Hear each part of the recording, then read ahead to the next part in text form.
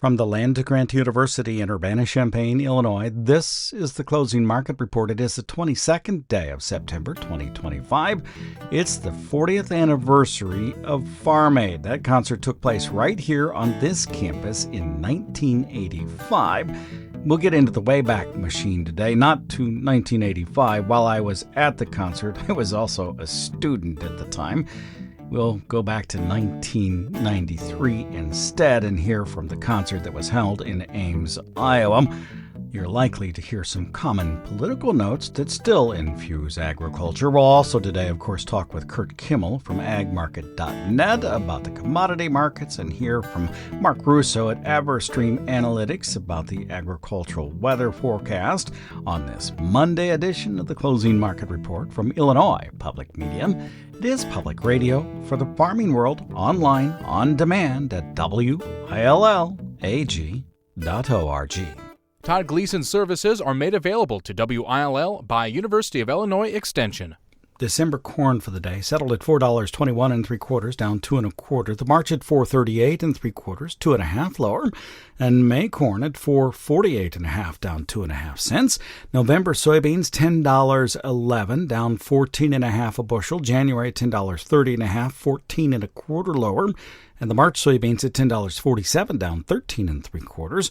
Bean meal down $4 for the day. The bean oil 86 cents lower. Wheat futures in the soft red December at $5.10 3/4, down 11 3/4 cents. The hard red December at $5.02 1/4, a nickel lower for the day. Live cattle futures at $240 22 1/2, $4.50 higher. Feeder cattle at $359.90 per 100 pounds, up $8.97 1/2, and lean hogs at $88.75.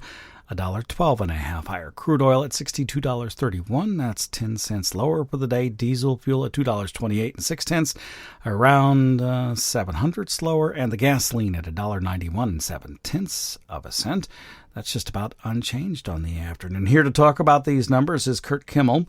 He is with agmarket.net. Hello, Curt. Thank you for being with us. Remind me, did we have a cattle and feed report that came out on Friday? I feel like that might have been the case. It seems a while back, but yes, on feed as expected, 99%. Place, 90%. The average trade guess was 91.3. And marketing's 86. And the average trade guess was 87. I don't know, fairly close to being in line. Just continue to look at less numbers than a year ago.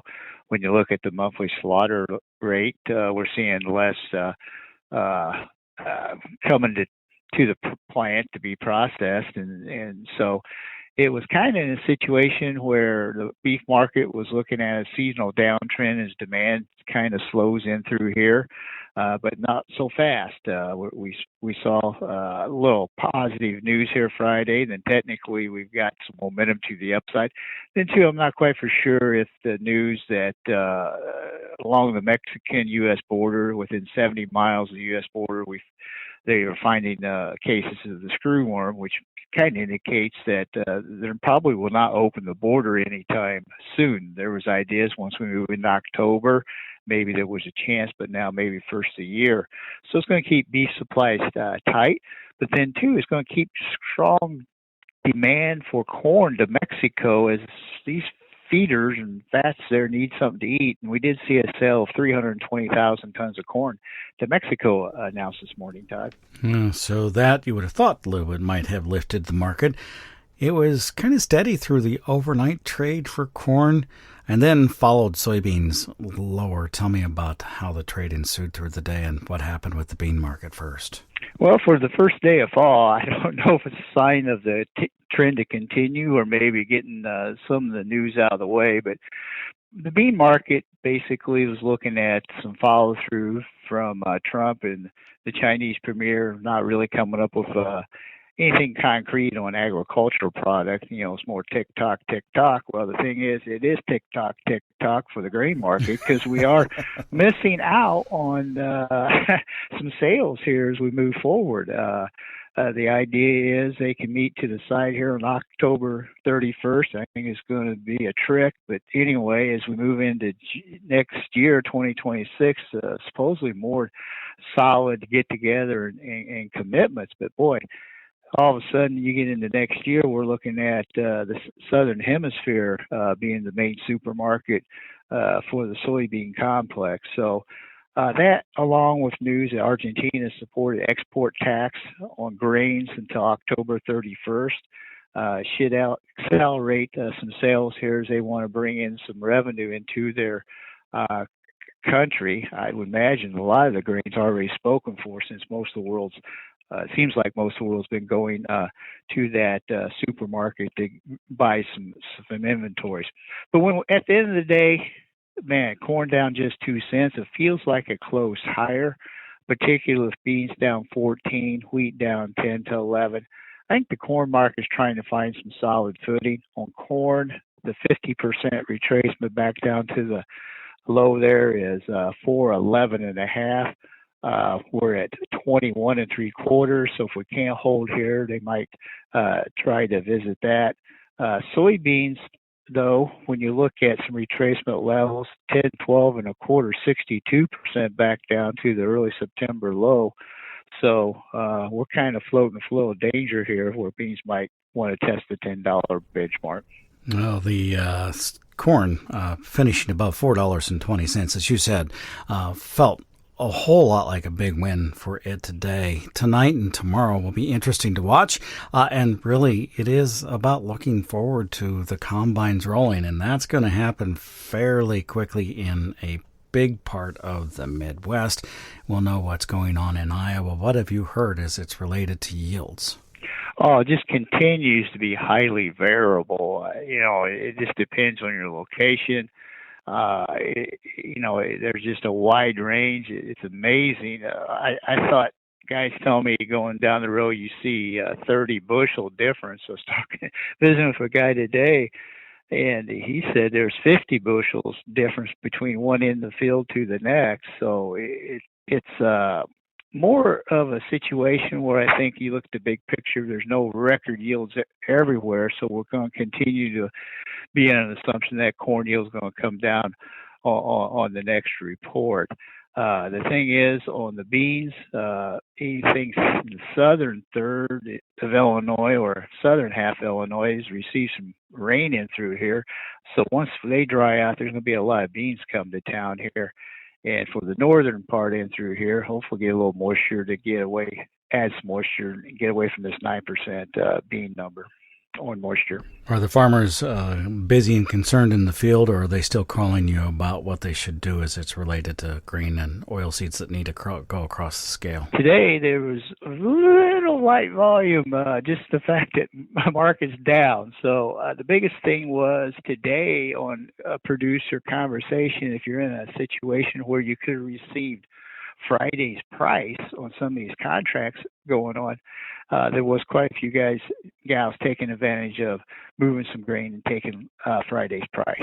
All right. Hey, thank you much. I appreciate it. We'll look forward to talking with you again in a week. Very good. Take care, Todd. That's Curt Kimmel. He is with agmarket.net. Joined us on this 22nd day of September 2025. It was 40 years ago, by the way, on this date that the first Farm Aid concert took place at Memorial Stadium right here in Urbana-Champaign. I was a senior at the University of Illinois and was just looking at my concert ticket stub.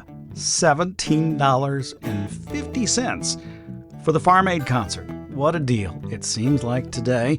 We'll have more on that concert and others in a moment. 40 years ago today, one of my best friends in college and I, Joe Brown, walked across his campus to the very first Farm Aid concert. It took place in Memorial Stadium. Little did I know that I would be reporting on Farm Aid often over the next 40 years, and really that not much of the rhetoric would change. I thought we'd get in the Wayback Machine today and go back to not 1985 when the first Farm Aid concert was held, because I didn't report on it. I was there to enjoy that concert.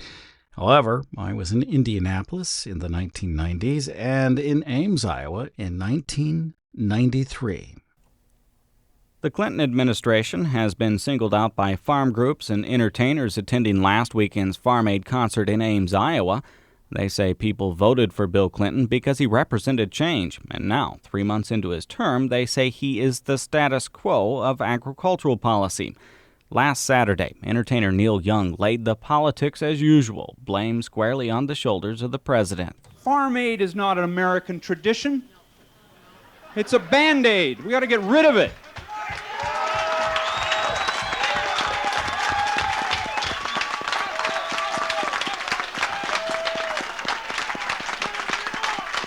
We want more from Washington. Neil Young summed it up best for the participants of Farm Aid, entertainers and farmers alike who have been struggling for the last 8 years to get Washington to recognize the problems they see in the farm sector. They want more from Washington, and until now thought President Clinton was going to bring about change in the countryside. Iowa farmer Gary Lamb says they have been sorely disappointed and laid out a prescription to heal the American economy. This whole process last year, the election, was about a demand for change.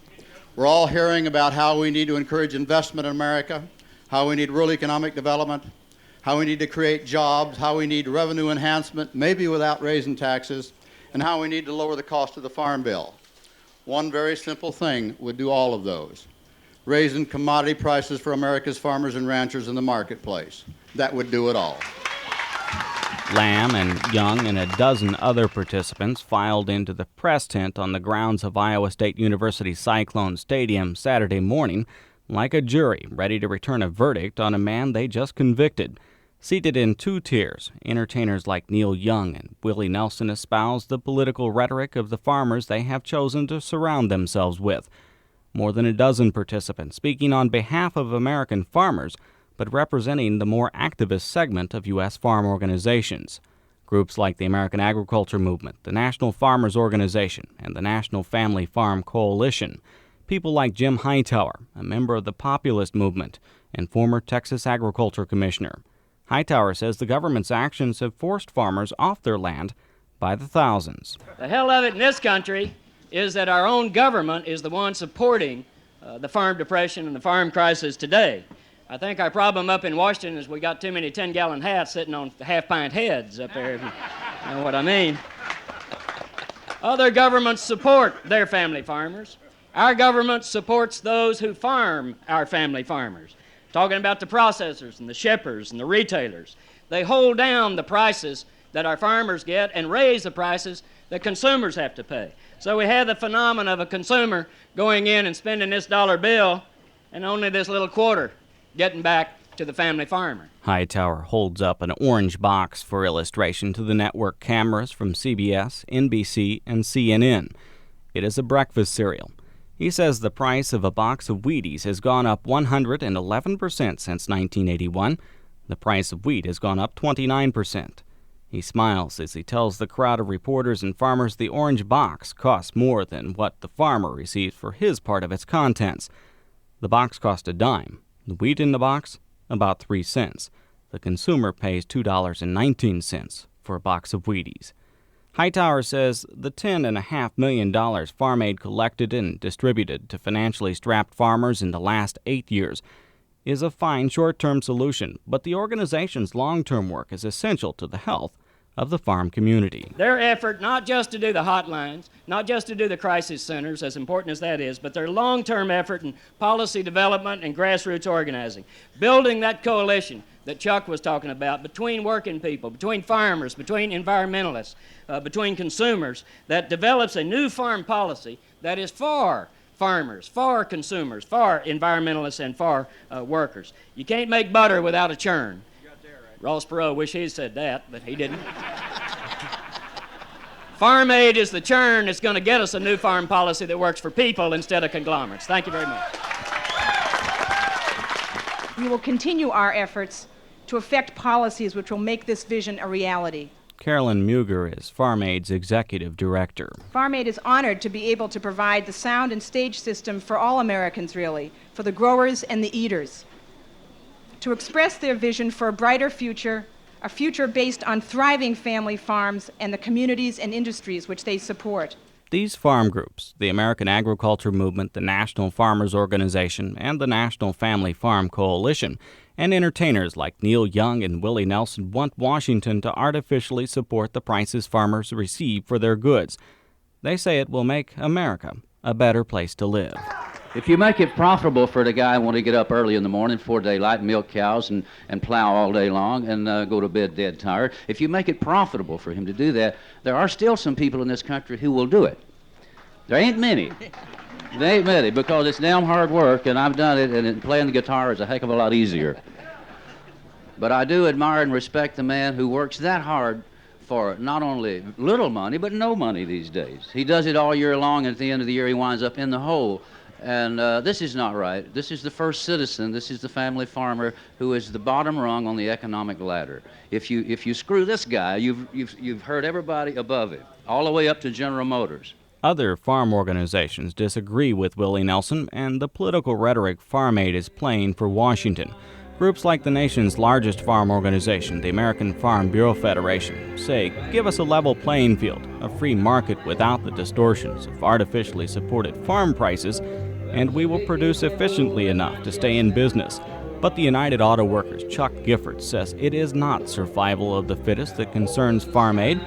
It is keeping farmers where they think they should be, on the land. And I saw a young couple stand up on the seat of a corn planter and ask people not to bid at a farm sale. And when he got done, the sheriff turned to the young couple and said, "Are you through?" And the farmer's wife said, "Yes, I guess we are." He turned to the auctioneer and said, "Let the bidding begin." I'm Todd Gleason. Joining Willie are his friends and the friends of the family farmers all over this country. Neil Young, John Mellencamp, and Brian Adams, Dennis Alley. That report was produced in April of 1993 from the Iowa State University campus. The first Farm Aid concert took place on this date in 1985 from the University of Illinois Memorial Stadium, and the 40th anniversary concert took place this weekend from the University of Minnesota. You're listening to the Closing Market Report from Illinois Public Media on this Monday afternoon. Do visit our website at willag.org, willag.org. There you'll find information from the agricultural economist, the crop scientist, and the animal scientist right here on the Urbana-Champaign campus of the U of I. And you can listen to our daily agricultural programming on demand. You can also find us a podcast. Just search out the Closing Market Report in your favorite podcast applications. Our theme music is written, performed, produced, and courtesy of Logan County, Illinois farmer Tim Gleason. The weather is next. Let's turn our attention now to the weather forecast with Mark Russo. He's at EverStream Analytics. Thank you, Mark, for being with us. What a change we've had in the weather, at least in our part of the world, where it has been dry for most of the month of August and a lot of the month of September, but October is coming in a whole lot wetter, at least the end of September is, and maybe October. What can you tell me about this rainfall we've gotten? Yeah, with the rains that started over the weekend, they're going to continue throughout much of this week. And so as a result here, causing some localized harvest delays, but also beginning to at least stabilize river levels, even few areas in around the confluence of the Cairo and Mississippi River. I should see an improvement in river levels due to the amount of rain here coming up this week.